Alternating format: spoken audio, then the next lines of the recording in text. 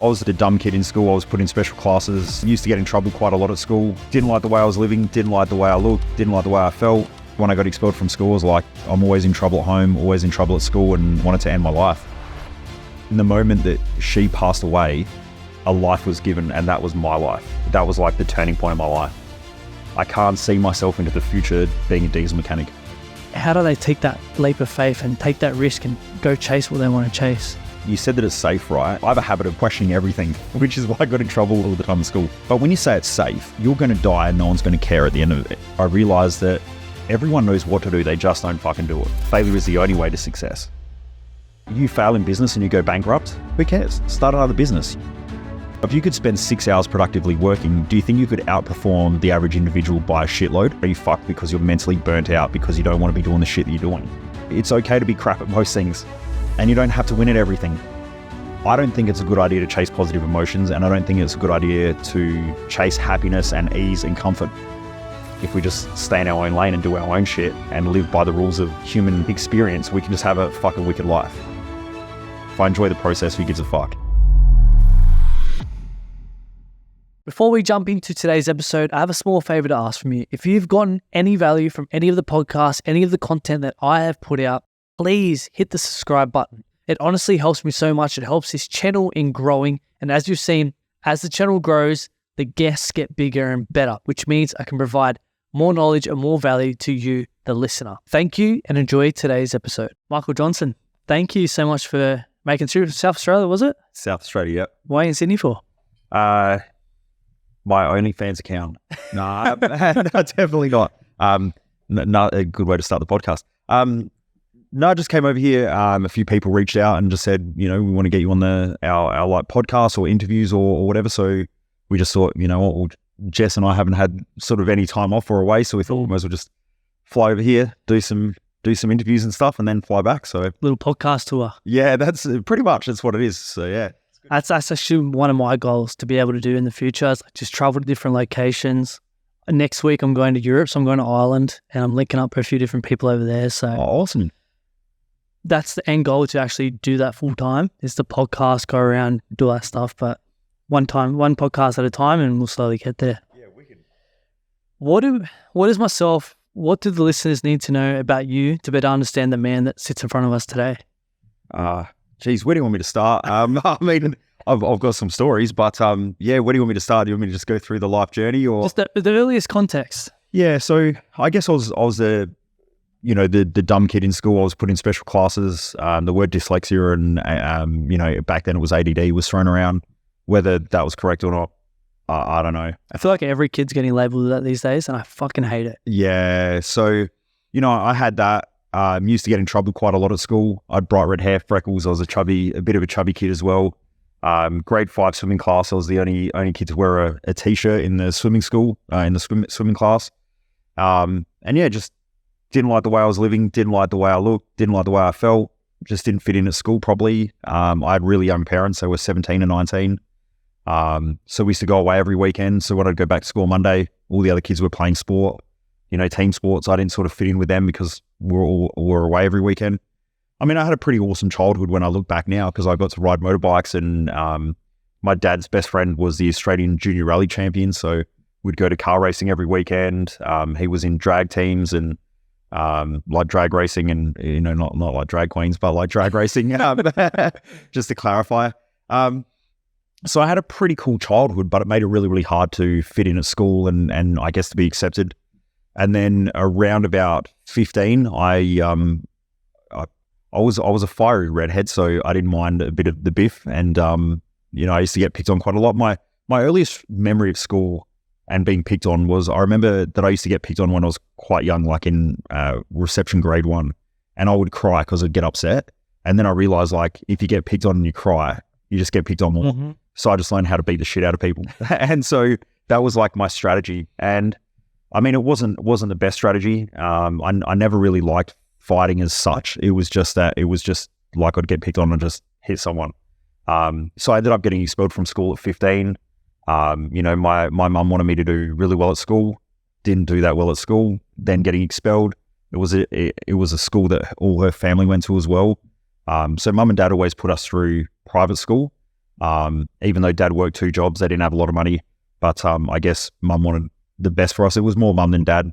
And dad's pretty chilled. He's just, typical Aussie bogan. Whereas my mum came from a Catholic family and fell pregnant at 17. All of her brothers and sisters went to university. She dropped out to have a kid. And so I guess that must have been her void that she, wasn't able to go to university. So she always pushed me to do it. But yeah, it just wasn't my thing. So in a way, she was living through you. Or trying to anyway. Yeah, and I think most parents do that in some way, shape, or form, even if they don't try to. It's like, how do you navigate life without, referencing your own past experiences? So she went through that, and when I got expelled from school, I was like, I'm always in trouble at home, always in trouble at school, and wanted to end my life. And the night that I was ready to take my own life, I just had a bit of an epiphany, a bit of an awakening that I can't make anyone else happy, so I might as well just make myself happy. And that was sort of like my thought in the moment. And so I ended up going back to school. Like that year I had to sit the rest of the year out, but I ended up going back to school, finished off grade 12, didn't know what I wanted to do. But I loved cars. I loved just figuring out how things work. I've always been inquisitive, always asked way too many questions, hence why I used to get in trouble at school. And so I became a diesel mechanic. And so I started I did my apprenticeship through Caterpillar. It was cool. I liked learning, but I didn't like lying under trucks and getting dirty and shit every day. Like that wasn't my thing. And I think the only thing that really ever made me feel good about myself was going to the gym. And I started exercising when I was about 13, 14. I started going to the gym. My dad always played football and cricket and stuff like that. So I guess I started just exercising with him to sort of try and help me with my body image and the way I felt about myself. And so I just remember flipping through the paper and I saw this advert and it said, become a personal trainer. And I was like, sounds pretty fucking cool. But it scared the shit out of me at the same time because I was a dumb kid in school. So I didn't want to go back to school and feel like the dumb kid. But I think I built the courage up within myself and I just thought, fuck it. If I don't do something, nothing's going to change. So I ended up going back, started studying. And then around that time, I got a phone call to go to the hospital and my best friend was in a car accident. And he was the reason why I didn't kill myself when I was 15. And when we got there, his niece was killed in that car accident and he was in the passenger seat and had quite substantial injuries to his arm and stuff like that, or significant injuries. And, move forward a couple of weeks, I'm at a funeral. There's this little white coffin going into the ground of a 3-year-old. And, I just, for the first time, I remember asking myself the questions, why do I exist in life? Why am I here? And how do I want to be remembered when I'm not here? And that sort of like edged in my mind. I didn't realize the significance of it back then, but I do now, like looking back. And that was that in the moment that she passed away, a life was given and that was my life. And, that was like the turning point in my life where I just went, I can't see myself into the future being a diesel mechanic. And so I ended up, I kept working and the boss called me into the office one day and he said, look, you're doing good job times. We're going to sign you off your apprenticeship. And I just remember feeling sick and I was like, this isn't what I want to do. But I was sort of at this divide line, like I can keep doing what I'm doing, make my mum happy because I guess I couldn't go to university for her. But I've got a job, I'm stable, I'm building the life that she wants me to have, which is a white picket fence and the house and the kids and the family and all that sort of stuff. Or I can do what I want to do. And it was like a gut-wrenching moment. Like I just remember standing there and the sick feeling that I had with this piece of paper sitting on my toolbox. And I was just like, this fucking sucks. Like this isn't what it was supposed to be. I wasn't even happy I got signed off my apprenticeship. It just made me feel sick. And then I walked back into the boss's office and I was like, look, I don't want to be here. And he said, don't end up like the rest of these fuckers. Go do what you love. And so I just put my shit in the car and took it home. And I got back to mum and dad's house. Mum burst into tears. What are you going to do with your life? And I said, I think I want to be a personal trainer. I want to go to the gym. Sorry. I want to go and work in the gym. She said, personal trainers don't make money. Like this is back, we're talking like 20 years ago now, like personal training wasn't a career. It was, there were 3 types of personal trainers. There was like your fitness aerobics chick. There was the big buff roid head that sort of read a couple of bodybuilding magazines and had read Arnold's encyclopedia. Yeah. And then there were just a couple of like people who used to just walk around the gym and just count reps. So it wasn't a professional industry like it is today. Like I'm super, super stoked that I can hop on Instagram or TikTok and you see these awesome personal trainers who understand exercise physiology, who understand, strength and conditioning. They understand physical rehab, they understand nutrition. Like these days they're pretty highly skilled. Even the average ones are probably more skilled than what a lot of people were back then. So, my mum's upset, and I said, I this isn't, I don't want to be a diesel mechanic. And I think for her it was a really challenging moment. Whereas for me, it was challenging for me too, but I just knew that I couldn't do what I was doing. So I went to the local gym that I trained at, and I just said, look, I'll do anything. I'll clean the toilets, I'll clean the bathrooms, like, just give me a shot. And they said, look, there's a desk shift available. And that was back in the day of barcodes. It was barcodes when they'd walk into the gym. It was like this old laminated certificate thing that they would have that wasn't even a plastic card. And so I started working in there. And after a couple of weeks, the boss came to me and he's like, everyone knows you here. In the morning, I would be in there early. I would know all the mums. I would know their kids' names. I'd fuck around with the little kids and all that stuff. Like they'd come in the morning, you'd play with the kids and whatever. And then the mums would leave. And then in the mid-morning would be like all the oldies, or I called them oldies, but they were, all the 60s and 70-year-olds would all come in, and they'd do like a Strength for Life program. And so I'd sit around and have coffee with them afterwards and have a chat. And then all the guys and girls after work would come and they would train in the afternoon. So I'd go upstairs and I'd lift weights with them, train. But because I was, I went through a stage where I just started reading books, which I'd never really done at school. I think I started building my knowledge and I started finding my love for learning. So I would go up and train with all these people. But the boss came to me and he said, look, people are asking if you'll be their personal trainer because they know that you're studying. They know that you work here. If you just don't tell anyone you're not qualified, just start. And I was like, fuck yeah, I'm in. So I started. Skip, about 9 years. I'd studied heaps of different things from nutrition to kinesiology to physical rehab. And then I ended up getting poached by a medical center to go on and do their physical rehabilitation, their strength and conditioning. So I'm working in this medical center. I'd brought in a friend of mine who was a young guy that I'd sort of trained and mentored. He's now, I think, the strength and conditioning coach for the Adelaide 36ers basketball side. But I originally mentored him through that. I brought him on as a business partner and we worked together for about 3 years. But when I was in the medical center, I realized that everyone knows what to do. They just don't fucking do it. Mm. And that's where it sort of tapped. I started tapping into the mindset stuff. So this was probably about 13 years ago now. It was 11 years ago that I sort of drifted out of being a personal trainer and now doing what I'm doing. But yeah, it just opened up my eyes that there were these people that would come in every day and the physios would tell them what they needed to do and so on. And they just, I'm sort of doing my exercises. You mean you're not fucking doing anything, right? And so that became a common conversation. And so it really sparked my interest in mindset, mental performance, psychology, neuroscience, how the brain works, how we think through things, why we do different things.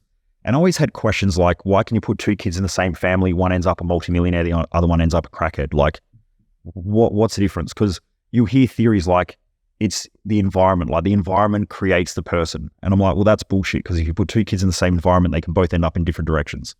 So like, what is it? There's got to be more to it. And so I was just really inquisitive, and I still am. And I just asked a lot of questions. And so that sort of led me down that path.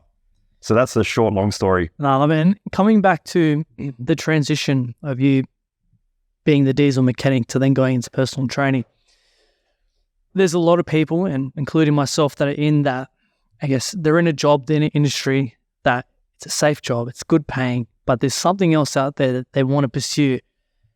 How do they take that leap of faith and take that risk and go chase what they want to chase? Okay, well, you said that it's safe, right? So yeah. I have a habit of questioning everything, which is why I got in trouble all the time in school. But when you say it's safe, you're going to die and no one's going to care at the end of the day. Mm. And when I say that, I don't mean it in a harsh way, but I mean the truth of the matter is that I was only thinking about this the other day because something came up on TV and I just sort of reflected on it. But the Queen of England, Queen Elizabeth, died, 12 months ago now. How many times have you thought about her since she passed away? None. Okay, now she was the head of the Commonwealth. So she influenced billions of people and you didn't think about her. What's the chances that you and I are going to die and people are going to sit around and think about us? True. Right? And then I say to people, well, name 4 of the greatest Chinese emperors in history. Most people are like, fuck, I don't know any. I'm like, okay, so they led billions of people throughout their reign, right? If we're going to die and it probably isn't going to matter, then why don't we make life matter while we're here? And so is it really safe to be safe in life? Or are we better off just playing the, I'm going to roll the fucking dice game? And so providing we're thinking through things logically and we're making some intelligent decisions within our life, then we can probably live the life that we want to live. Versus, I'm thinking about, like I hear people talk about their legacy all the time. To be honest, most people's legacy is not going to mean shit. And you're planning on doing, you're planning on having this life after death, but why not have a life when you're alive? That's sort of my philosophy. And then I guess that brings up the question, well, how do we do that? And there are some methodologies to be able to do that. But I really think that when you realize that everything in life has a dichotomy, it's got two sides. And so living a safe life is probably unsafe, but living an unsafe life it might be safe. It just depends on how we play the game. And there's probably a balance point. Like we can probably live at extremes and be really unsafe, and we can probably be too safe. But there's probably a balance point somewhere where we can sort of take some risks and it can also be safe. So we've just got to figure out what that looks like and start making some better decisions and maybe asking questions like, if there are plenty of people out there who are in this same ballpark. I don't think it's a wise idea to just quit your job and just go, fuck it, I'm going to go do what I love. Because if you haven't sort of planned it, you might end up in a bad situation and you might get taught a harsh lesson and get spanked by life. I think that it's important to just sit there and go, okay, what would I like to do? How can I move towards that? What's the sort of strategy? What's the thought processes? What's the risks? How do we mitigate those risks? And let's just work through them and chip away at it. And eventually you'll get there. Yeah. So using myself as an example, right now I work in my family's air conditioning business. Mm-hmm. So my parents are my boss, essentially. I hate the job. I don't like it. I'm about to finish, be fully qualified, but that piece of paper means nothing to me. Mm-hmm. It means so much to my parents, I'll take over the business, all that crap. And then I feel like there's so much pressure on me, whereas I know within me, I want to be doing this podcast, I want to be doing other things, and I'm slowly working towards that, but I still feel like sometimes I get dragged back because I feel like I don't have to, but I'm choosing to stay in the business to make other people happy or proud. Mm-hmm. And it's like, I know there's other people in my situation. How do we move past that and not, like your parents are your parents, but not caring so much what they think? Yeah. I mean, that's tough, right? So there's a couple of different ways we can assess that question. And I sort of try to break them apart. This is like my coaching brain kicking in, right? There's a couple of different ways we can look at that situation. So first of all, you've got parents have an air conditioning business, you want to do podcasts. Mm-hmm. Is there a way that you can do podcasting, grow the business as well as doing the thing that you love? And the answer is probably yes. It's just what does the game plan look like? Yeah. So I worked with a guy who's been part of our business mastermind community for a year and a bit. And he was actually someone who heavily criticized me online for a while. And then one of his friends did a few of our events, and his business grew quite well. And then this guy was saying, well, how did you do it? And he said, you got to go see Mojo. And this guy who was part of our community said, do you mind if I bring this guy along? And I was like, as long as he's not a dickhead. But he sort of gave me a bit of shit online for a while. And anyway, he's one of the he's one of the coolest dudes I know. Like I actually like hanging out with him and chatting. And so I think he was just a bit insecure, and he reacted to some of the achievements that I had made. So anyway, he has launched his podcast, and it's called Plumify, right? And so it's a podcast in the plumbing industry. And we sat down and we spoke about it. I was like, what do you want to do? And he's like, I just want to have fucking fun, interview some cool people. I want to be able to build our business, but I want to help the industry grow. And also I want to be able to influence the industry to do better. Like there's these young guys coming through. How can I influence them? What can I do? And now when I look at it in a very short period of time, I think he's only had it for 3 or 4 months, and it's in the top 100, I think it was 170. Like he's in the top 170 podcasts in Australia. And globally, I think it's in the top 170 business podcasts globally on iTunes. And so I thought it's really cool, and the stuff that he's producing is awesome. So he's doing one of his segments on the podcast is plumbers of Instagram, tradies of Instagram. And so he goes and his team find tradies who are doing their apprentices of Instagram, So he goes and finds these young apprentices, and then he interviews them and he asks them like questions about these two like really shitty scenarios and which one they'd prefer to do. And he's loving it. He's having a ball and he's doing great. But he's also building his business at the same time because it's getting popular. He's getting, notoriety. So that could be a possibility. What if you're not passionate about, say, plumbing or air conditioning? Well, we've got to be careful of using certain terminologies because I'm really precise sometimes about my languaging. Not all the time, but sometimes. The word passion means to suffer. So if you go and look at the etymology or the history of the word passion, it means to suffer.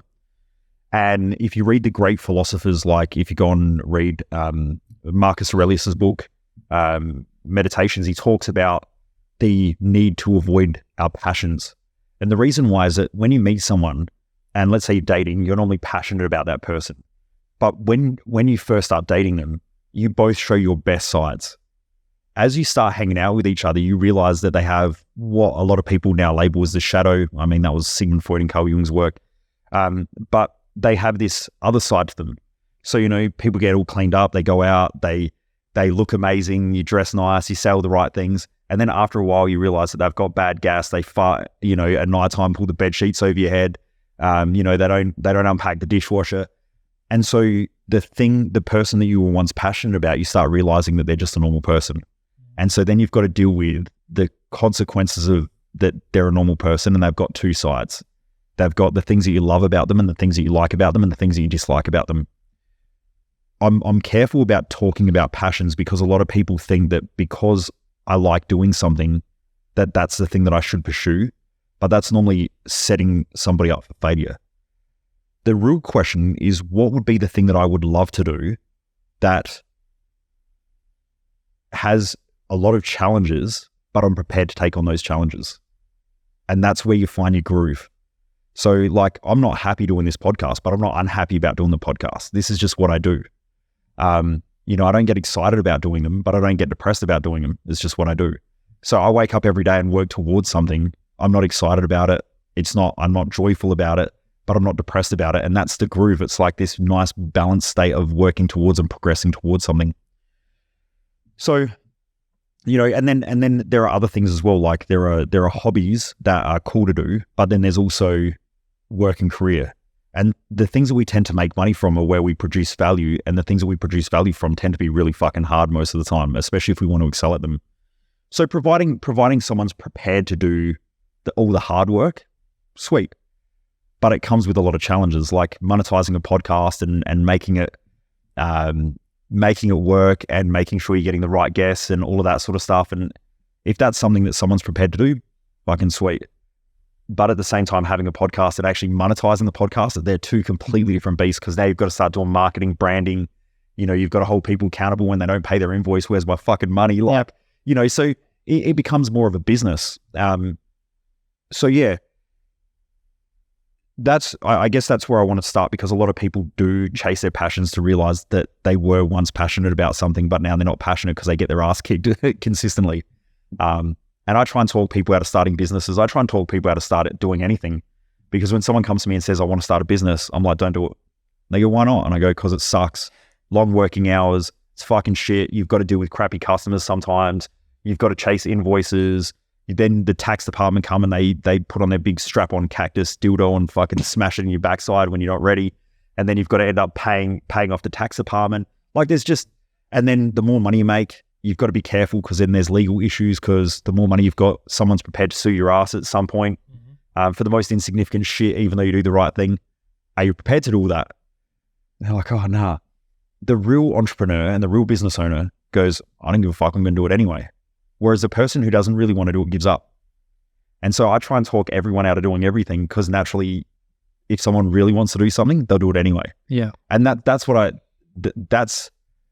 I like supporting people, but I also like making sure that they're doing the right thing, because it's easy to chase things that we're passionate about it when there's no accountability, no responsibility. But it's really fucking tough to do something when you dedicate your life to it, especially once you start having a family, kids, there's financial commitments.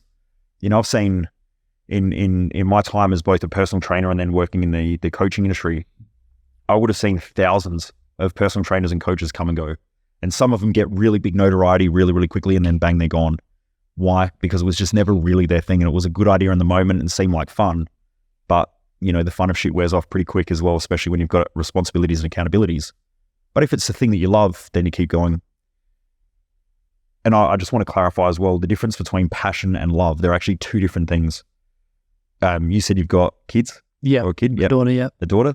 With your daughter, I assume that there's part of you that knows that she's your dream. And then there's part of you that also knows that she's a nightmare. Mm-hmm. That's love. So love is a balance point between both sides, that they bring huge benefits, but also huge disadvantages to life. And the balance of those two is love. So when we love what we do, we're prepared to take on the challenges, to take on the pain, the stress, the pressure, and all the shit that comes with it. But we do it because we wouldn't do anything else. And that's love. Whereas passion is just one-sided. Passion is, this is amazing, this is great, everything's perfect. But that shit wears off pretty quick. Yeah. So I just wanted to clarify. I know. A lot of people talk about it, but, I just wanted to. It makes sense. And from that definition, I would say I love this podcast because being in the game 3.5 years now, I see the turnover. It's just like personal trainers. I think 80% of podcasts don't make it past 5 episodes or something like that. I think it is that. I hit 250 the other month. Well done. Thank you. So for me, if I was just passionate about it, I would have given up a long time ago because it's a fucking slog. It is. It's like a full-time gig in itself. And people just see, you get to have these amazing conversations, but there's so much more beneath the iceberg that they don't see. And I think that's why I love it, man, because every waking moment, I'm like thinking about something like, this guest, or I've got to plan this, I've got to do this equipment. Like it's always on my mind. And it's like, how do I take to the next, or how do I make this my full-time gig? And mentioning like I do have a daughter, it's like, I need to provide for her as well. So it's like, I'm not tiptoeing, but I'm trying to make the right decision so I don't affect my family as well, if that makes sense. Yeah. So Jesse Ziller, who he's got heaps of businesses, but I think the one that he made his billions in was coconut water. Anyway, he has a quote that I love, and it's, I don't always make the right decisions, but I make every decision right. And that means that most decisions you make, you're going to fuck up, but make them right. Make them work. The school system teaches us that failure is bad. Failure is the only way to success. So either you want to be successful and you want to fail a lot, or you don't want to fail, which means you're probably never going to be as successful as what you want to be. We like Jess and myself fuck things up all the time. So Jess and my wife and we're business partners. We fuck things up all the time. Like literally I wake up and I deal with problems and shit that goes wrong. I make a heap of mistakes. I learn from some of those mistakes, and then I go to bed and I repeat it. I rinse and repeat tomorrow. That's really what a growing business is. You make a lot of mistakes. You make more mistakes when you're starting as well, whereas over time you realize that there are networks of people that you need to rely upon. Like businesses aren't built from one person, they're built from a team of people. Like Elon Musk is a genius, but Elon Musk is a fucking nobody without a team of people who execute around him. So he's got to find the right people, put them in the right working environments, give them the right KPIs, apply the right amount of pressure, apply the right amount of support when the team need it, make sure that they have the right resources, all of those things in order to make a business run well. I think life's very much the same. There's just, you really learning is either learning from your mistakes or from somebody else's. So I think it's smart learning from other people's mistakes. Like on this podcast, You're asking me because I can give you some of my advice about some of the mistakes that I made, and you can learn from those things, but you're still going to fuck up a lot. If you just get over that part, then you go, right, am I prepared to make these mistakes, and what are the consequences, and how do I mitigate that risk? So if I jump out and do it, worst case scenario is, so you're in a half decent position, because worst case scenarios, you can always go back and work for your parents. Yeah. That's a lot better than some other people. But then don't you hear burn the ships so you don't have that plan B option, so you go all in on your plan A? Yeah, but at the same time, sometimes that, yes or no. Yes and no. Yes, you need to go hard with what you love to do, and I think that comes down to getting really, really clear with your values, your purpose in life, your mission, setting good quality goals, but also thinking about how do we mitigate risk. I was listening to something the other day from the founder of Culture Kings, Simon. And he was just talking about, he was talking about like worst case scenario and how he mitigates risk. And he would say, we would go to do something, but I'd always think like worst case scenario. So like if we can't sell this stock, what do we have to do then? And it was only then when he had thought about how he can mitigate his risk would he make that decision. Now, I think as a business owner or someone who's doing something and you want to do something big in the world, you have to make a lot of decisions and you've got to make decisions fast. Like I meet people, or I speak to people every day on the phone who say, I want to change my life, or, I want to get my shit together, or I want to be more successful, or I want to build my business or whatever. But then you give them the option and they go, oh, man, I need to think about it. And I'm like, what the fuck do you need to think about? You've been thinking about this shit for ages. Like the problem is you're always thinking about stuff, and thinking about things and doing things are two completely different things, right? And thinking is normally a stall tactic for most people because they're afraid, they're scared, they worry about what other people think. So you've got to make fast decisions, but you've got to make fast decisions and know that you've got to mitigate risk somehow. But can you mitigate all risk? No way. I mean, it's the reason why banks topple. It's the reason why, people fail. But who gives a shit? Like you fail in business and you go bankrupt. Who cares? Start another business. You don't start from zero. Like humans, in most cases, unintelligently think that you can start again, and you can never start again. I was actually listening to a ex-CIA agent, I forget the guy's name, but he was saying that one of the things that they have to be very aware of is that when they're doing counterintelligence and they're spying on somebody and they get really close to someone, and then eventually the person that they're getting close with, like say it's someone in Russia who has some nuclear secrets or whatever, or military secrets, they get close to this person, build a relationship with them, and then eventually they find out that they've given information. He said one of the things that we've got to be careful of is that the first thing they want to do is either kill themselves or go and admit to whatever country that they're from that they've given away secrets. But he said both of those things are bad. They kill themselves, all the information's gone, and that's not what you want from somebody else. If they go and tell their country, I've given away secrets, the country's probably going to kill them and their family, especially some of the, Eastern European countries and so on. So he said, people naturally want to do that because humans like to start fresh. And I thought about it. I thought, how many people start Monday because Monday's a new week?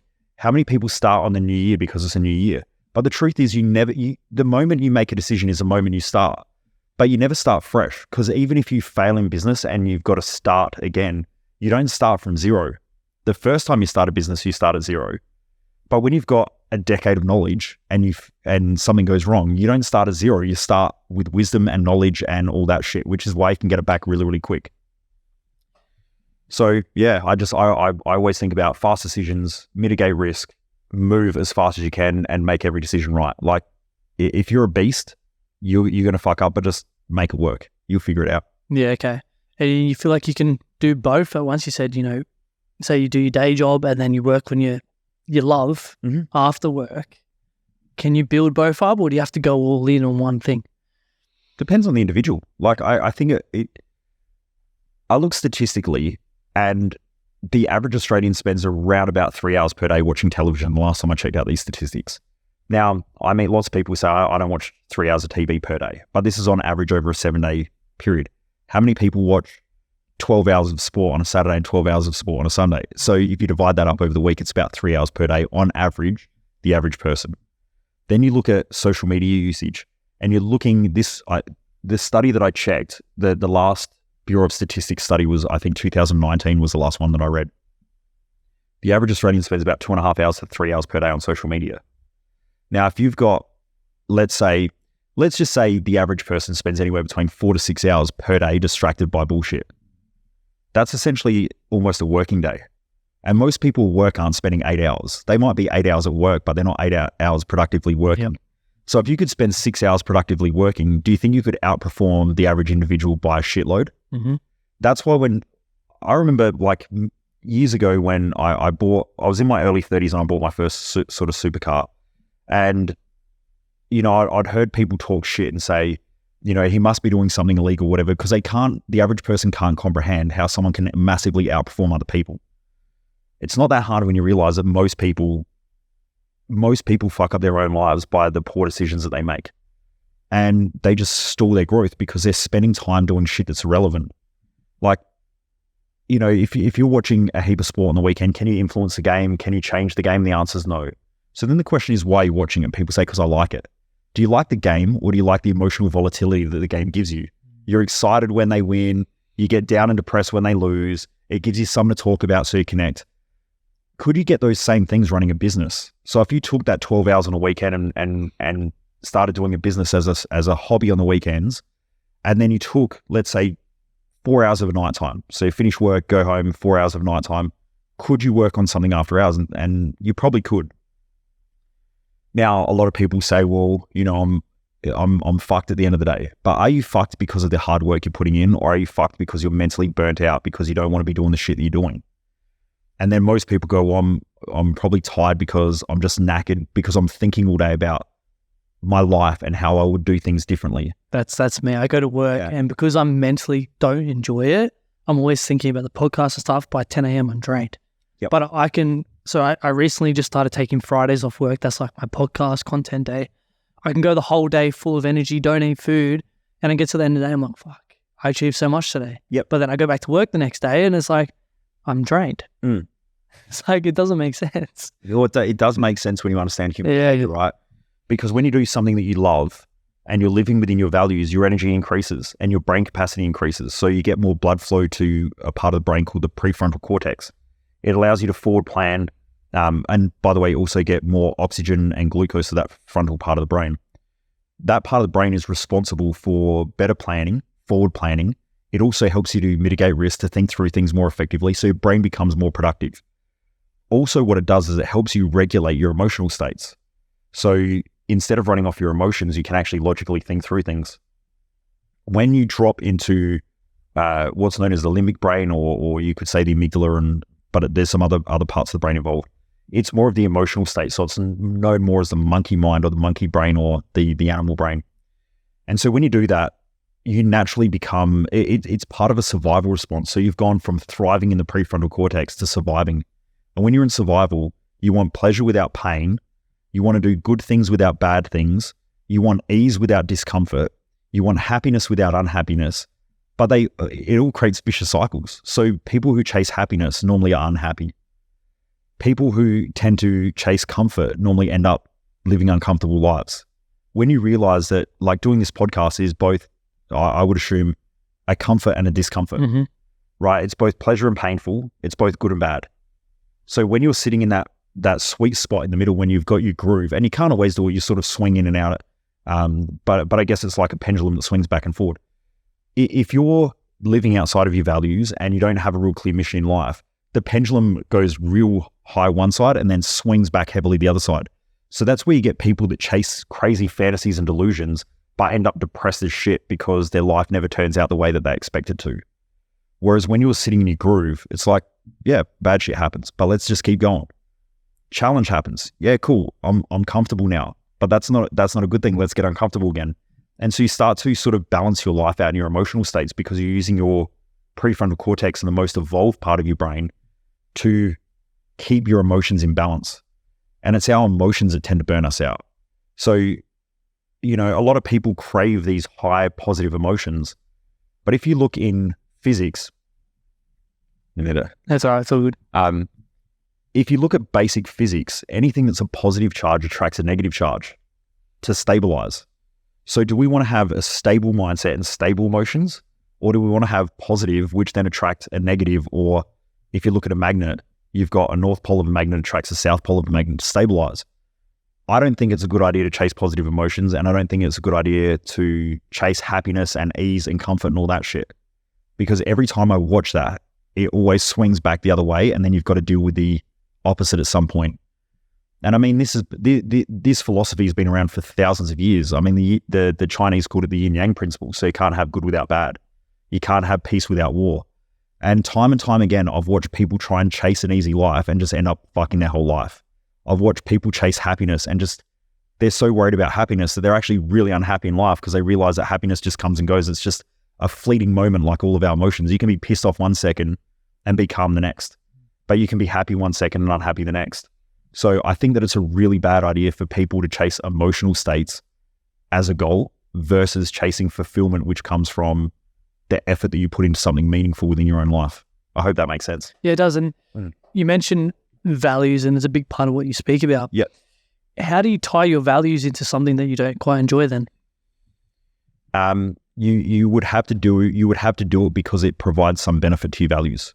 So all living organisms move away from anything that it perceives is detrimental to life.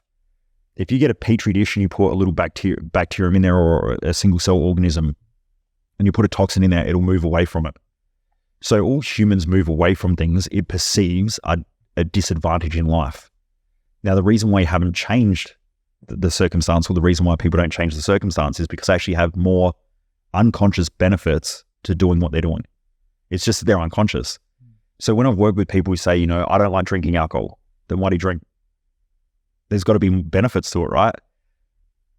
But as humans, we tend to convince ourselves that things are the way they are and aren't the way that they are, that they actually are or aren't.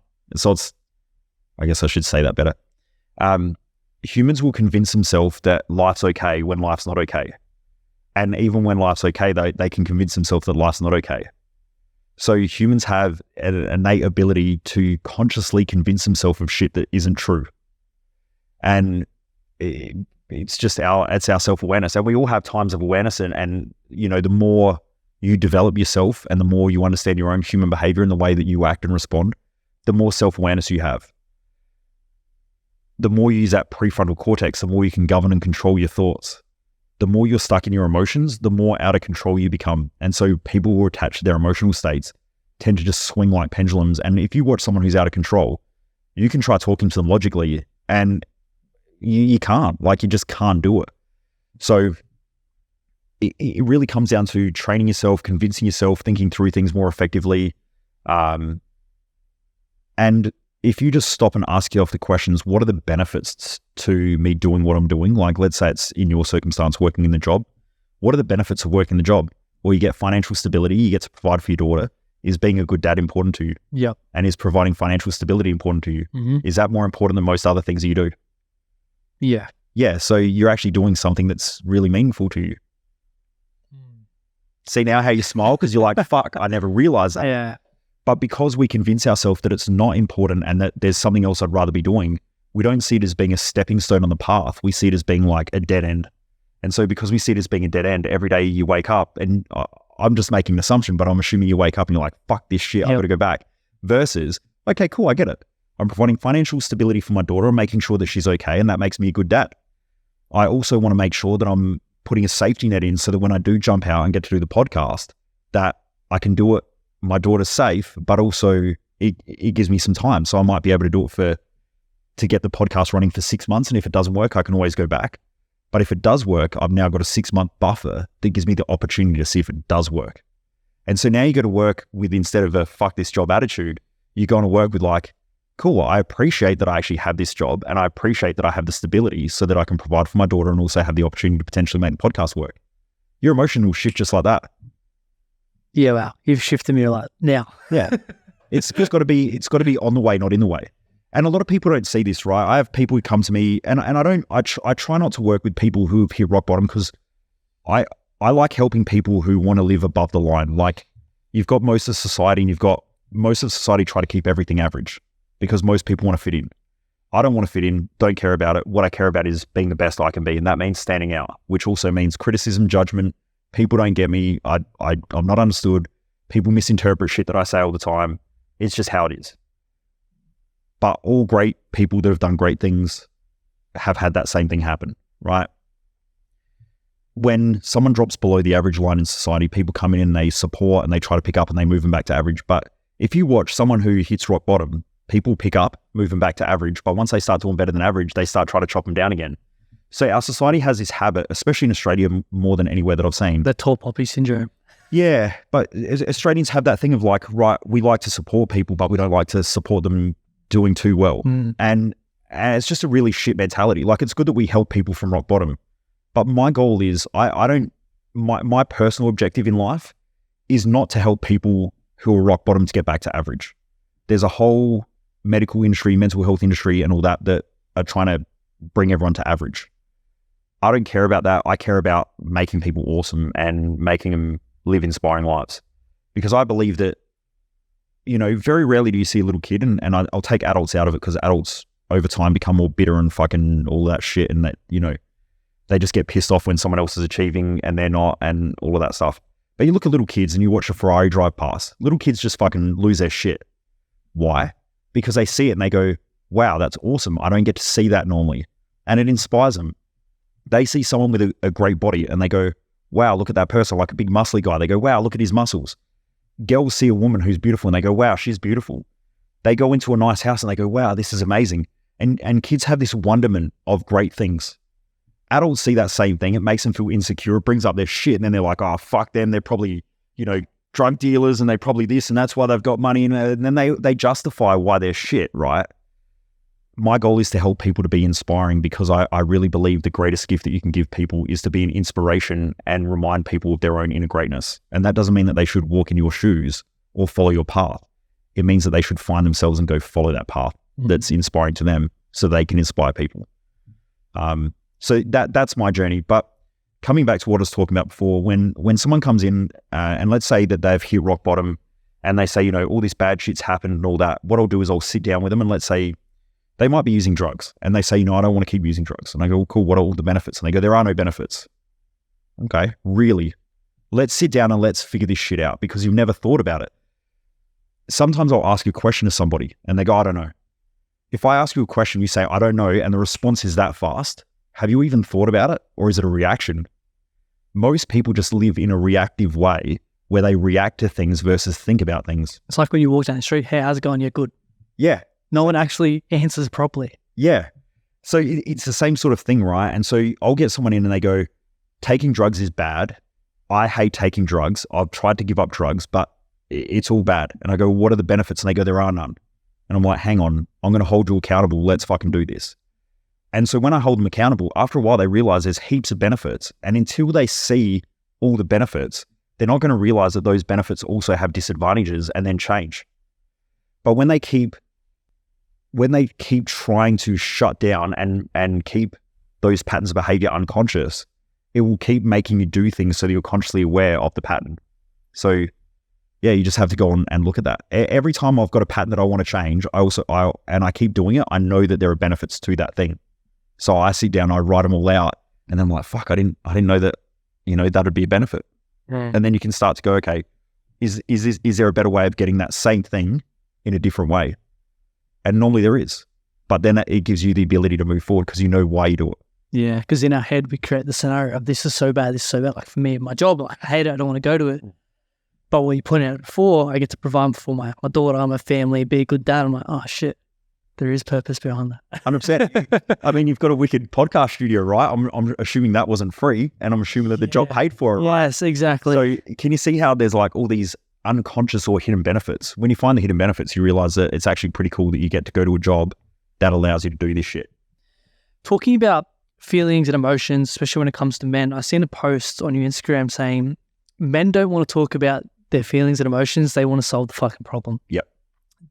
We live in a society now where men are being told it's okay to open up, speak about feelings, and which I think to a degree is definitely we should, but it's not creating a cry me pity party. It's about, okay, cool, I'm going through something right now, but how can I get through it? And this is a big reason around the podcast and why I could relate to you about, you said you don't want to work with people that are kind of below average. You want to help them get above average. Yep. For me, this podcast is around mental health, but the way I break it down is we all have mental health. That's our baseline. That's our average. Below that is mental illness, and above that is mental fitness. And that's where we should be striving for, is to be above our mental health line. Yeah, we're going to dip, but it's about giving the tools so that we can continue to strive to be up here. Mm-hmm. And it's about, yes, there's plenty of awareness out there where you're struggling, you're going through this and that. But how we truly make change is by taking action, is by solving the issue, by being preventative. What's your take on men opening up about their feelings and emotions?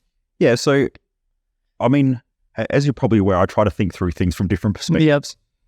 Yep. And from what I've seen is, I guess, I'm a bit of a blokey bloke as well. So, I came from working in the trades. A lot of my friends are tradies. A lot of the clients we work with are tradies. And there's this pattern of behavior where it's, I'll figure it out, I'm the warrior, I've got everything solved. And most of the time that ignorance I just watch them, like, if you keep that attitude, what happens if you're not self-aware enough to realize that there are problems and you're not the expert to solve the problem, then you're letting your insecurities drive and define you. Something that I've found that's really important is normally what people express on the outside is a counterbalance to what's going on the inside. So for instance, when someone displays this consistent strength and, oh, I've got it all figured out on the outside, the truth is on the inside, they don't have it figured out and they're not that fucking strong. So they're trying to compensate. There's a compensation going on internally and externally. And it's called the persona. So the persona is a mask we wear. And so men, I think most of the time, because if you look at evolution, males have normally been the warriors, we're the protectors, we're the fighters, and we're also the providers. Cool. So now let's progress, 10,000 years, maybe even longer. I don't know. I don't know what the timeline is.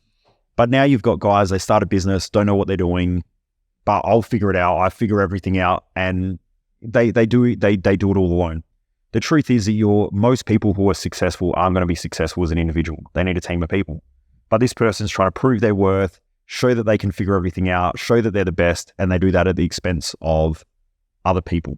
When they do that, they're going to get themselves into a massive fucking bind, and they're not going to be able to get out of it without asking for help. So they keep trying to figure it out and solve the problem, but they can't solve the problem. And then eventually they just have a meltdown. I don't think that that's a good strategy.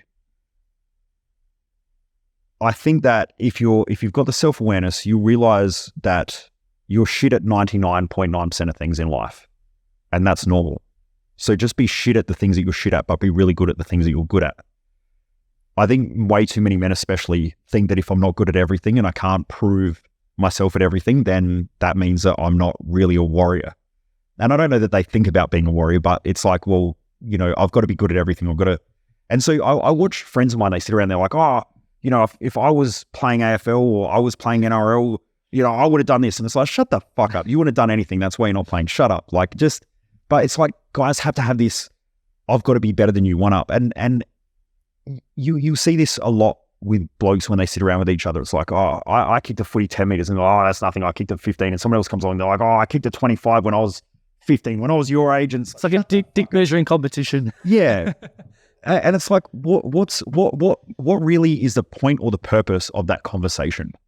Like, does it make you feel better about yourself because you kicked a football an extra 8 meters than somebody else? Like, what value or significance does that add to your life? So it's normally that there is normally insecurities driving that behavior, and that insecurity eventually is going to define their life. Now, if you can stop, you can assess, and you go, you know what? I probably do need some help. I actually don't know what I'm doing, or I probably need some help in different areas. Like as a business owner, no one can run a business by themselves. You have to have a team of people. Can I do marketing? Yeah, I'm quite good at marketing, but are there better marketers out there? Fuck yeah. So if I want to get great results, I'm going to hire better marketers.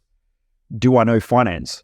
Yeah, but I need an accountant and I need a bookkeeper and I need other people around me. So you build a team of people around you who are smarter than you. And that's actually the real way of building a successful business. So I think that when it comes to mental health, that and mental performance and so on, if you try to be the strong one all the time, you're going to break. And I used to use this analogy a lot when I was a bit younger, and it is because I would see guys going up to the mines and they would break when they would come home. If you try to be strong, glass is strong, but you can shatter that shit with a hammer in 2 seconds. Whereas if you're a bit more flexible, plastic, that clear perspex can be really flexible and you can hit it with a hammer. It'll bend, you might take a chip out of it, but it ain't going to break. So you can be a bit more flexible and still have some good strength. But if you just try to be strong without being flexible, you are going to shatter at some point. So I think self-awareness is the key first. The second thing is, the thing that I've found is if you get people really clear with a success map for their own life, and you help them get clear with their values, their purpose, their mission, what lifestyle balance looks like, you help them set effective goals and you give them the right mental performance tools. Now they've got a map that they can drive towards in their own life. Without that map, imagine getting in a car and you go, where are we going? I'm like, oh man, just drive. That's how most people live. Or someone else gives them a map and they're like, oh, I drew this fucking on the back of a Servier. And you start driving, you're like, oh fuck, I think this is sort of where I'm supposed to be going. You end up in the middle of nowhere and you're fucking lost and you run out of fuel. Most people live life like that because they're trying to live up to someone else's expectations, or they actually have no idea where they're going. how are you supposed to achieve when you don't actually have a map for your own life? So I think that, first of all, self-awareness is a key. Second of all, you're not going to win in life without a team of people. Third, you're going to be shit at almost everything, so just be good at some things. And then, it's okay to be crap at most things, and you don't have to win at everything, right? And even winning. One of my good friends, and he was a client of ours. He was the ex-head of Air Asia, their airlines. And I asked him a question one day, and it was in regards to his business, and he's got a cybersecurity company now. And I just asked him this question. It was about how he feels with a close friend, original friend of him, starting a business that was in the same area that he's in. And they sort of had a bit of conflict around it. And he said, well, yeah, it used to piss me off. But then I realized that winning a fight doesn't matter. If you want to win the war, stay focused on the long run, stay in your own lane and just do your own thing. And if you do that, other people can't compete with you. Like no one else, and I mean, it's cliche, right? You hear this shit all the time, but no one can beat me at me. So I'm just going to do me. Could I do better? Probably. Are there things that I could improve? Yeah. But at the same time, if I just stay in my own lane, I'm just doing my own thing. There are plenty of other coaches out there who do what I do, supposedly, but can they do it in the way that I do it? And the answer is probably not. So if I just do that, I'm probably going to enjoy life. Could I be better? Maybe. I don't know. But if I enjoy the process, who gives a fuck? So I just wish that more people would get to that stage. I think your question was around values as well, wasn't it? Because I'm just I'm just trying to remember, because there was a couple of parts of that question that I had going off in my mind. Yeah, it was about tying values into areas of life that you don't quite enjoy. But I think you quite pretty much covered it, I feel. Yeah. And you brought up insecurities. How do we use our insecurities as a weapon instead of an excuse not to go out and achieve the things that we want to achieve? Yeah, so it comes back to that dichotomy, right? That everything is a double-edged sword. If you want drive comes from being insecure. So you either want drive from insecurity, or you're going to melt down and fall apart because of your insecurities. How do you want to use insecurity? Okay, if you look at a value, the reason why we have values is essentially, if you know someone's values, you know their insecurities, because your values will dictate what you're insecure about. So really what a value is, and I just want to clarify this, a value is something that's physical and tangible that we're trying to achieve in our life. And it comes from a point, at some point in our childhood or throughout our life, where we feel like something's missing. So there's essentially a missingness in our life. And in order to deal with that missingness, we need to go out and fulfill that thing, which is essentially trying to fill up. So if you grab an empty cup, that's your value, it's emptiness. When we go out and we do something, we're filling up that cup, which then gives us fulfillment. So we're filling the cup. It's a fulfillment. So if I look at my top values, my highest value is teaching, learning, coaching. Now that probably comes from being put in special classes at school, not being smart enough, feeling like the dumb kid. And it's probably an unconscious, it's definitely an unconscious void that's been created in me. Did that drive a massive insecurity? Yeah. Does it still drive an insecurity? Yeah. But I use that insecurity to want to learn and grow, because I'm like, I don't want to be the dumb kid. So I want to keep learning because I don't want to be dumb. That's what drives me. So my drive to learn comes from my insecurity of feeling dumb. Yeah, wow. My second highest value is what I call high value networks or leadership. So these are people that I can teach, coach, or teach and coach, or people that I can learn from. So I don't like just hanging around people just talking about the weather and shit. I want to learn from people. I want to be able to teach and coach people so that then they can be better and improve. They're the conversations that I like. So for me, that value probably comes from not fitting in with kids at school, not like feeling disconnected. So now I have a high drive to be around people, to help people, to inspire people. And then business and wealth creation, my mom was 17, dad was 19. We lived in a low socioeconomic area, just didn't have a lot of money. I was the poor kid at school who, would wear $20 shoes to basketball versus all the other kids wearing Nikes and shit. So it created a high drive for money and wealth creation. So now, I work really hard in the business, make sure it's financially stable. Jess and I put money away into investments and things like that. So that insecurity drives me to make sure that I'm stable, financially we can grow, and also that we're living the opportunities and the life that we want. So when it comes to your insecurities, you're going to have both. It just depends on how you use it. If you're smart, you know that the insecurity is there and you go, cool, that drives me. Don't let the insecurity get too far out of control, because if it does, it's going to be the thing that stops you. So, I have some days where I just feel like shit and I don't want to go out the house because, maybe I've just smashed a couple of pizzas the night before and I feel fat and gross and bloated and I'm like, fuck, I just want to sit at home and I don't want anyone to see me. So, but that pain teaches me a lesson. It's like, dude, look after your body better. Because if you don't look after your body, you're not going to feel good about yourself. And if you don't feel good about yourself, you're not going to want to connect with people, build a business, and you're probably not going to want to learn, teach, and coach. So those insecurities actually drive us back to our values also. So do self-sabotage patterns. Okay, so all self-sabotage patterns drive us back to what's really important. Yeah, one of my top insecurities when I was younger was the lack of deep connection. Yeah. Especially with my father. So now me being a father myself, it's one of my highest values. So I make sure to have a deep connection with my daughter, with my partner, and through this podcast. That's why I love having these amazing conversations. So yeah, it's true when you say your insecurity actually fuels your values and what you want to get out of life. Yeah. Like I think most people need to realize this, and I bring this up at events and I sort of say it to make people understand how important this is.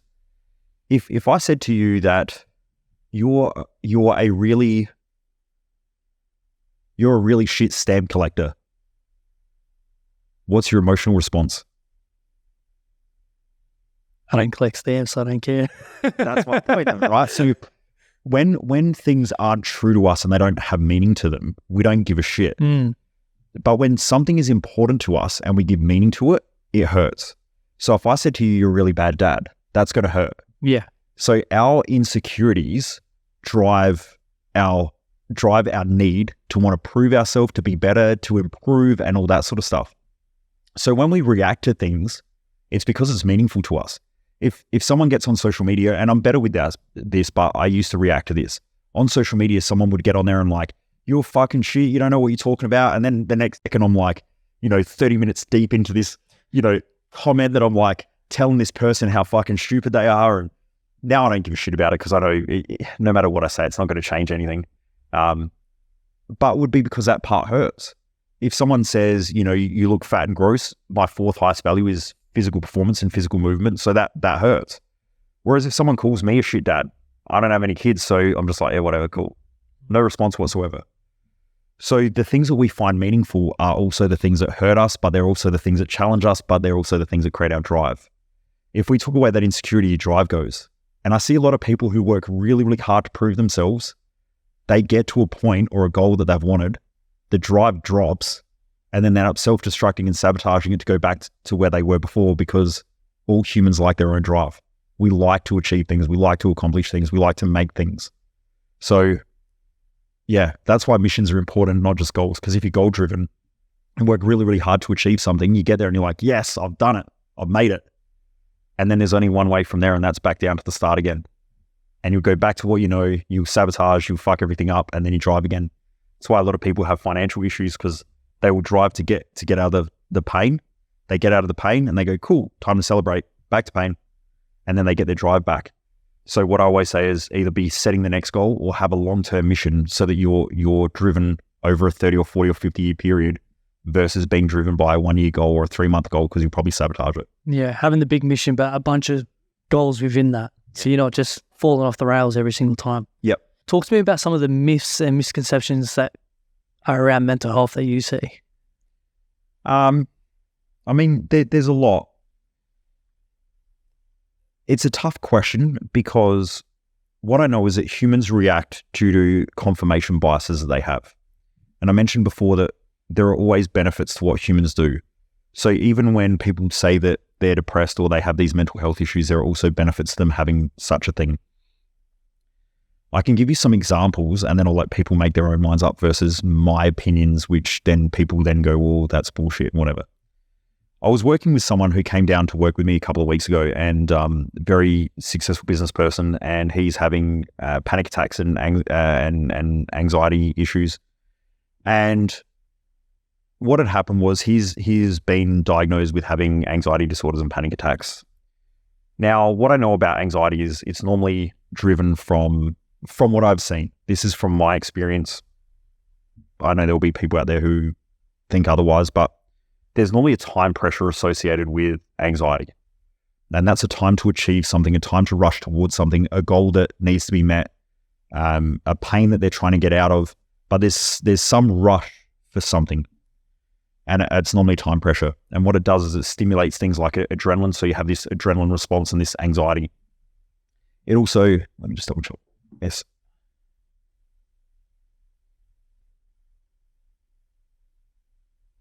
Perfect. He said he can push to 4, so that's cool.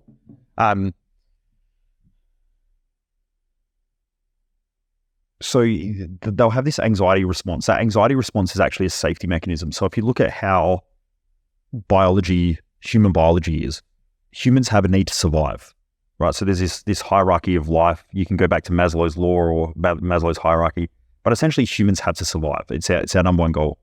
So what does that mean? What does survival mean? It means we become hyper-focused on things. We tend to become more sensitive to certain things that make us more reactive. Adrenaline gets spiked up. Adrenaline is also a pain suppressant. So a paper cut normally hurts worse than a bad cut, just because adrenaline gets spiked. So it's a pain mitigator. When people live in pain and they put too much pressure on themselves, they tend to spike adrenaline in order to deal with the pain, but also they are in a rush to do things. So this guy then flies down to work with me for a couple of days, and I was asking him, I asked him a heap of questions about just what was going on. Also, another thing that I want to make clear is that humans naturally generalize because it provides safety and security. So when you're teaching your daughter how to cross the road, you go, look left. Oh, hang on, what way am I going? Look right, look left, look right. Fuck, did I get that right? It's been a long time since I've had to think about this. But anyway, so you get them to look both ways and you go, see that there?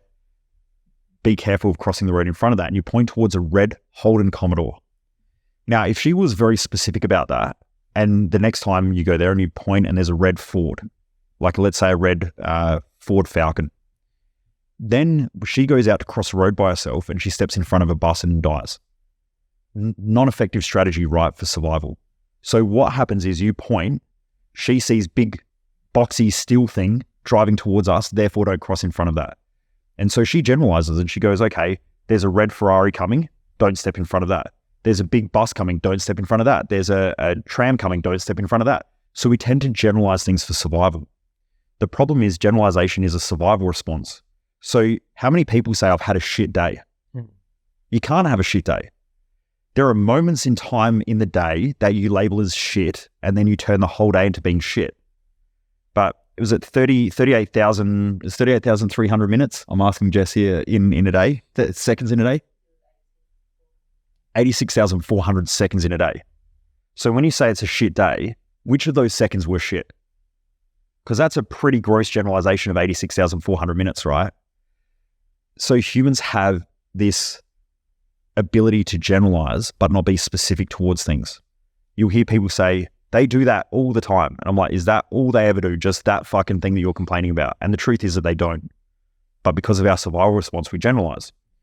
So coming back to this guy, right? He comes in, he says, I have anxiety when I'm in public. And I go, okay, when specifically? What have been the triggers in that moment? I need to go back to moments, not generalities. Where I think the industry, the mental health industry, the performance industry, the psychology industry fuck up bad. This is my opinion. Could be wrong. But where I think they go wrong is they allow people to generalize. I had a bad childhood. 86,000 minutes, 86,000 seconds per day. How many days in your childhood? What specifically are we generalizing there?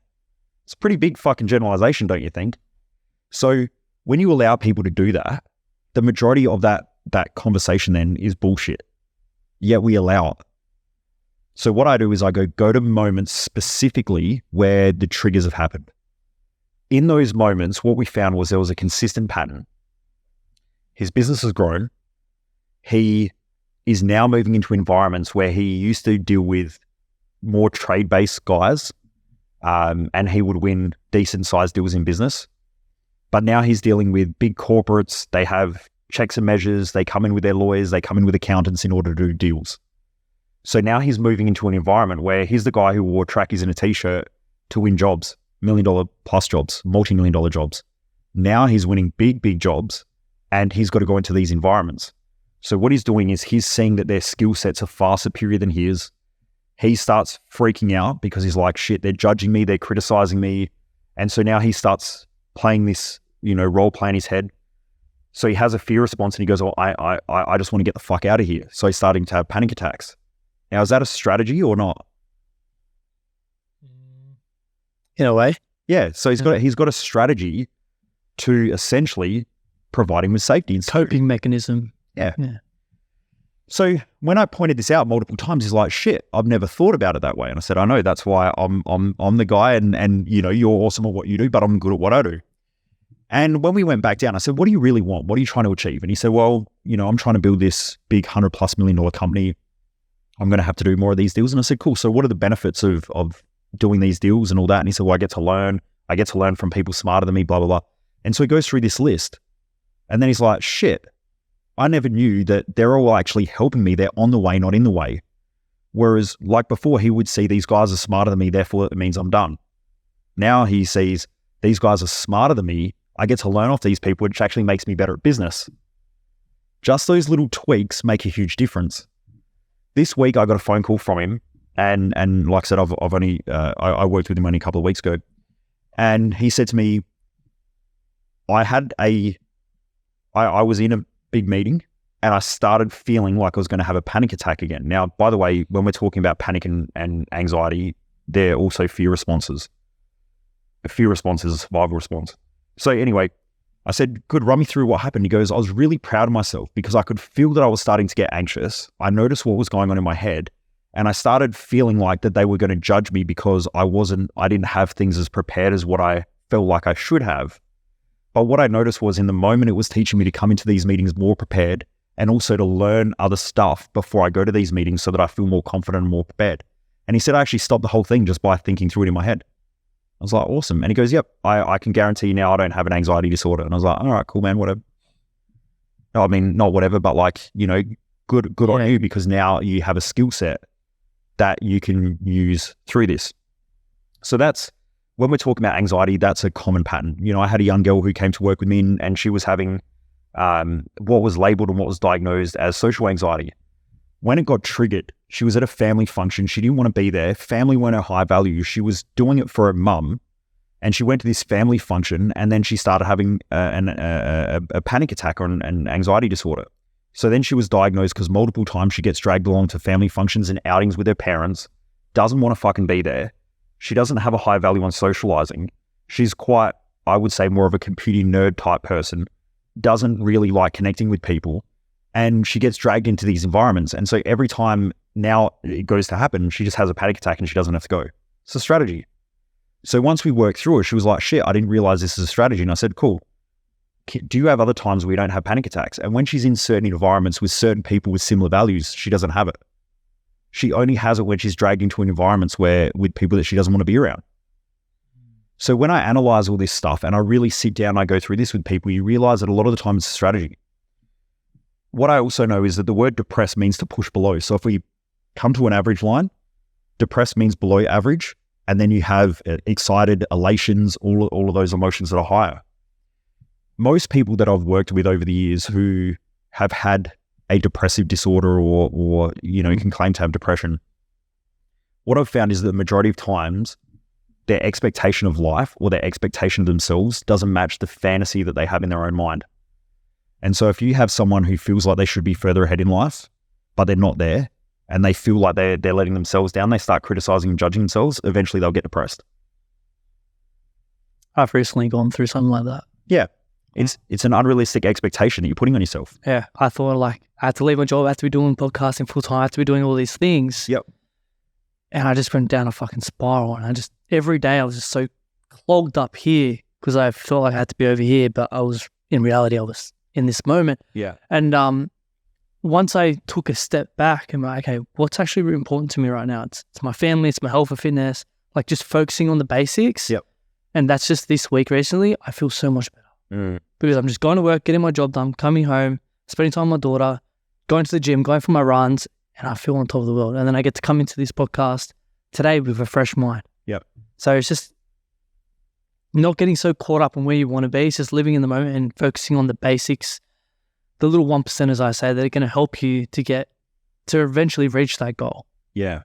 We're also taught, like our brain is structured in a way that's really interesting. Like as a young person, our brain essentially is emotionally driven.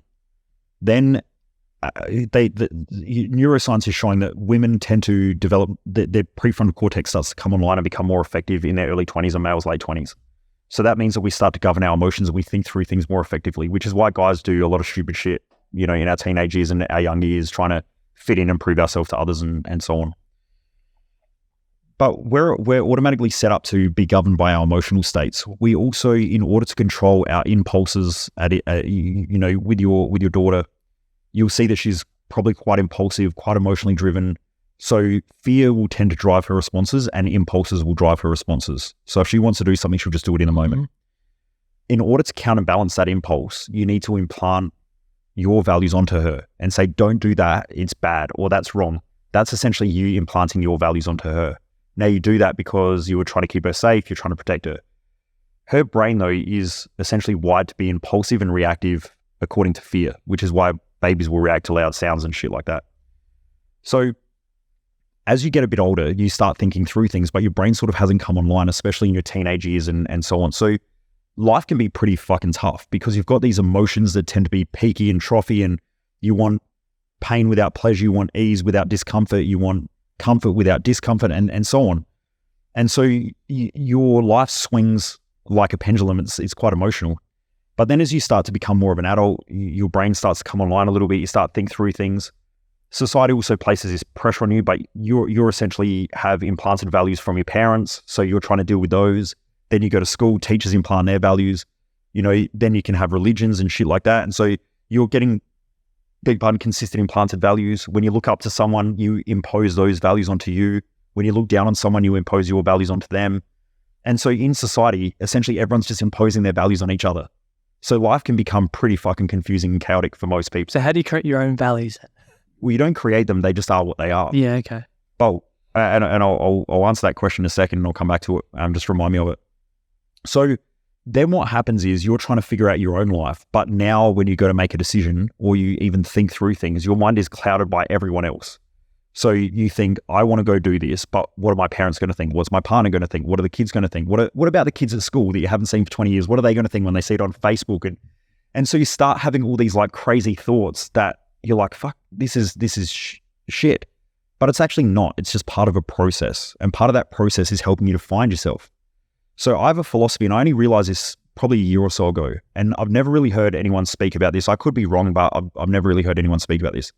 I think the first part of your adult life, young adult life to, let's say 20s and maybe even 30s, is a lot of the time you're looking to find yourself. But once you've found yourself, then it's time to start building yourself. And I think it's hard to build yourself when you haven't found yourself, but it's also hard to find yourself when you're not really looking for yourself. So when you're trying to people please and do everything for everyone else, you're not really trying to find yourself.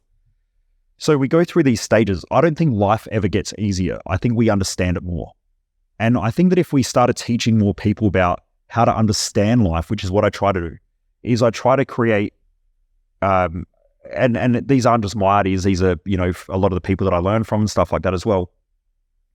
But I really believe that if we start teaching people better philosophies and better understandings and how to understand themselves better, the mental health issue would probably help itself a lot more.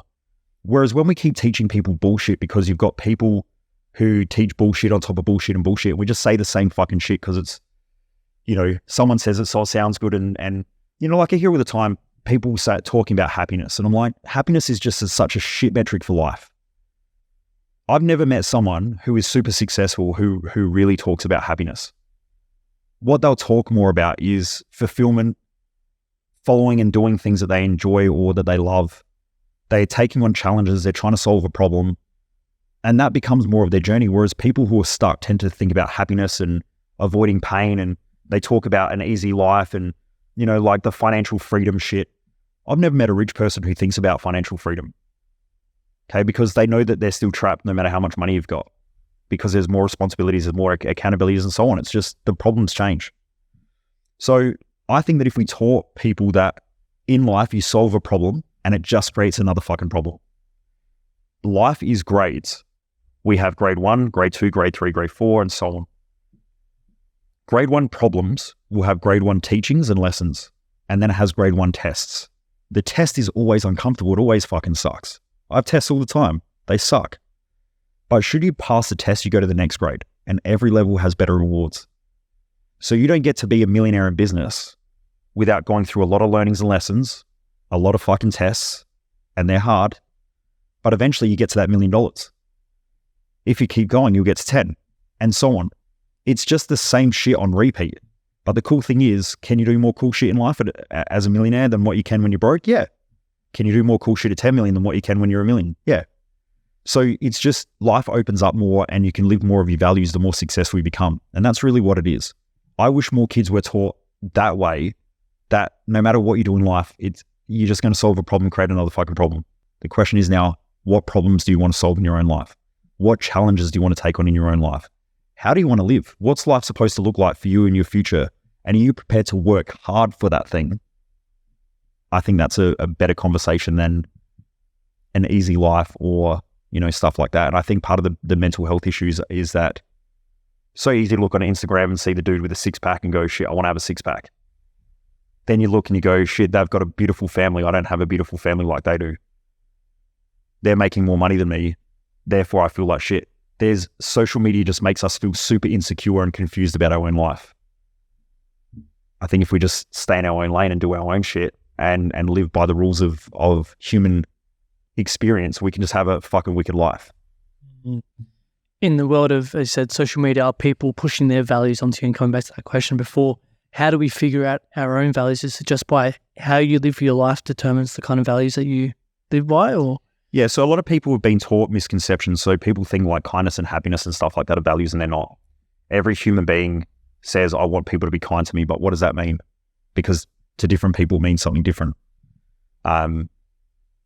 So what values really are is they're physical, tangible things that are essentially voids in our own life that we're trying to fulfill.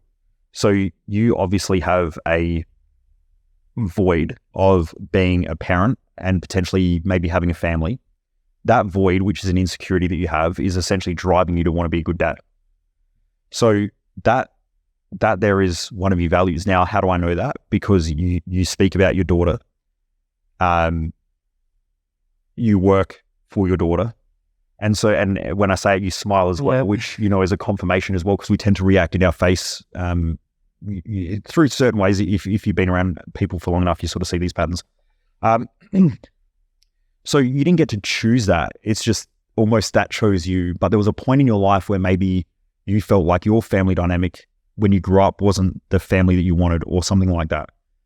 So we have these experiences that tag in our mind and we don't get to choose them. They might be a moment in time. Like I remember one of the teachers, my Latin teacher of all people, I got sent outside of the classroom for a Latin class, and he came up and he sort of stood over the top of me and he said, You'll never get anywhere in your life with your attitude.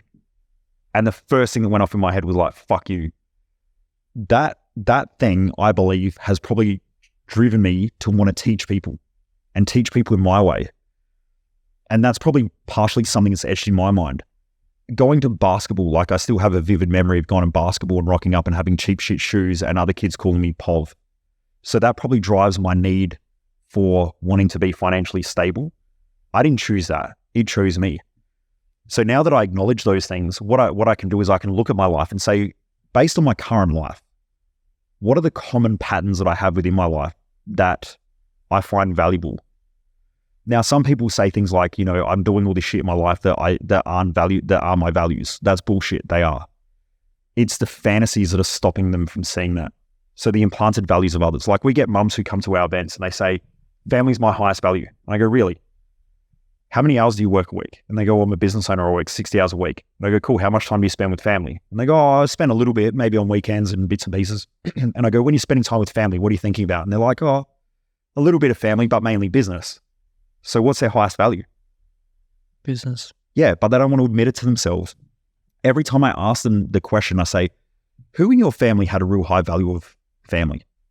And they go, that was my mum. So what's happening is mum says family is the most important thing in the world because it is to your mum. But now you have kids, or you grow up and your mum says, family's the most important thing, and hammers it in your head. When are you having kids? So you go out now, you have a child, and then mum keeps going, kids are the most amazing thing. but you want to build a business. Now there's a conflict because you go, I really want to build a business. And to me, if I have a great business, I can support my family and give them all the things financially that maybe I never had, because maybe mum doesn't work that much. But you work hard because finances are important to you and the business is important to you. And that means you can provide for your children, which are a lower value. That doesn't mean that they're not important. It just means that they're a lower value. Now, if we look at thriving, it's different than a survival response, because most parents go, oh shit, my kids are my third highest value, but I would still do anything for them. I'm like, I know. But what we're saying is, in the perfect scenario when everything's running well, you would rather work than spend time with family. And they go, yeah. But if your kids are sick, you're probably going to stop working and go and look after them, right? So that's a survival response. But outside of if we're going to keep talking about survival, we're always going to live in survival. We're talking about how do we thrive here? Different concept. So now when we look at what their life demonstrates, and this is the most important part, is what does your life what do you want it to be? It's what does your life demonstrate?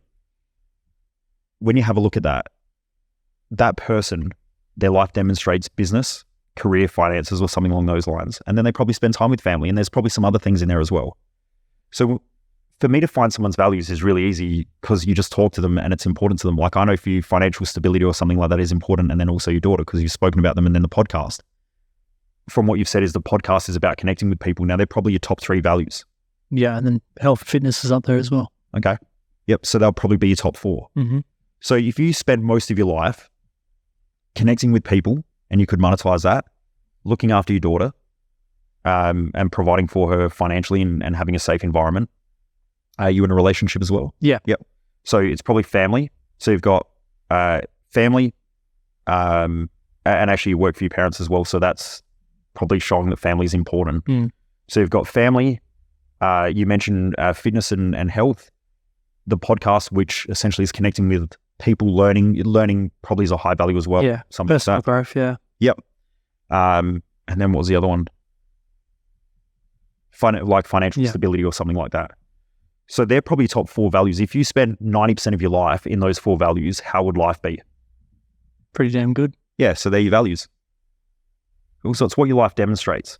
I hear people say all the time, like, I want to have a 6-pack, I want to be ripped. And it's like, yeah, but I want Playboy bunnies massaging my shoulders when I work every day.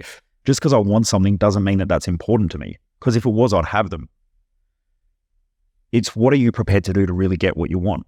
Now, like I meet people all the time, they say, I want a relationship. Then why has it taken 20 years to get one? The truth is you don't really want one, because if you wanted one, you'd have one. It's not that hard to find someone to have a relationship with. Is it hard to have a relationship with someone where there's a lot of challenges and stress and pressure and you've got to work through shit together? Yeah. People who want a business go start a business. Why? Because it's important to them. If it's not important to them, they'll delay it, they'll put it off, and they find other excuses and other shit gets in the way because there's other things that are more important to them. So really your values come down to what your life demonstrates. I hope that answers the question. Yeah, you've given me a lot to think about after this podcast. But as we start to wrap up, we have a closing tradition where the previous guest leaves a question for the next guest without knowing who it is. So the question for you, and it's quite broad, but what would you do differently? It's a really tough question. And it's a tough question because I have been asked questions like this before. There's part of me that says nothing, because in order for me to change something, it would have to mean that something was a mistake, and I don't believe in those types of mistakes. I believe that everything's happening for a reason, and it's my ignorance to those reasons that makes life a challenge. So I look at a lot of things, like even my best friend's 3-year-old niece getting killed in a car accident, and that's in that moment, it was such an awakening for my own life. Like, she died and I started living that day. Would I go back and change it? And I don't think I could, because I wouldn't have helped tens of thousands of people if it wasn't for her. So I'm grateful for her because I am doing that, because she woke me up to life. So I see a lot of things that happen in my life as being a learning and a lesson and reasons. What would I do differently? Yeah, I don't know. I honestly, I don't know. Like, I know it probably sounds like a bit of a dick move, but it's just, I just don't know, because I really enjoy where I'm at the moment. I also know there's a long way to go. I know I've fucked up a lot of things, but I also know if I'm the sort of person as well where I can be pretty fucking ignorant, and sometimes I've just got to get king hit in order to wake up. And so sometimes life just kicks my ass just to wake me up to the shit that I'm just turning a blind eye to. So yeah, I don't know that I'd change anything. Michael, thank you so much for making the trip out here. As I said at the beginning, it's been a very eye-opening conversation. As I said, you've given me a lot to think about. Where can the people find you, support you, and all the work that you're doing? Yeah, so if you just look up Michael Mojo, if you just look that up on Google, you see heaps of stuff that comes up about me. Some good, some probably not so good. I don't know. I haven't Googled myself for a long time. Why Mojo? So it was actually a friend of mine one day. Our original business was called The Ultimate Achiever, and it was a bit too corporate-y. It was a bit wanky. I used to wear like a pinstripe suit, was unfitted, and I thought that's how speakers have to be. And then I just remember one day going to a mate's house, and Jess and I'd pulled almost an all-nighter working, and I'd go and train with him in the morning. He was a bit older than me as well, and he was quite into property and all that. And so I'd go to his house and train at a wicked gym there. And so I rocked up there one day, and he's like, what have you been up to? And I told him, pretty much pulled an all-nighter working. And he's like, fuck, man, you're like the Mojo dude. And he's like, you just have this energy all the time. And I was like, oh, the Mojo dude. And it was like a couple of days, and I was thinking about like the Mojo dude. And I just ran into Jess's office one day. She was working, Jess does graphic design, and amongst the 40 other roles that she has in the business, Jess is like the brains of the business and the look. So I don't know, but for anyone who's looking, Jess is sitting off. So it's funny. But yeah, I don't know what I do. But I ran into her office, and I'm like, I'm the Mojo Master. And she's like, what? And I was like, I'm the Mojo Master. She's like, what the fuck are you talking about? I was like, that's our brand. Like, I'm the Mojo Master. And so we rebranded as the Mojo Master. And then over the years, I noticed that when our business was the Mojo Master, it sort of excluded people because it was about me and not about others. And so we ended up rebranding, and I just changed the brand to Michael Mojo, which made more sense because people remember that easier than Michael Johnson. So Michael Mojo stuck, and then we created Mojo Human Performance Institute as well. And that's also the website if anyone wants to look up what we do. It's Mojo Human Performance Institute. Or the mojomaster.com.au. But yeah, that's sort of how it happened. It sort of stuck. And then when I looked up what Mojo was, it's actually an African folklore where they used to carry around a bag of Mojo, and it would ward off evil spirits and bring in good energy. And I was like, makes sense. I'll take it. So yeah, that just became the thing. Well, Michael Mojo, thank you once again. I'll put all the links and stuff in the description. Legend. Awesome. Thanks for having me. I appreciate it. Yeah, thank you.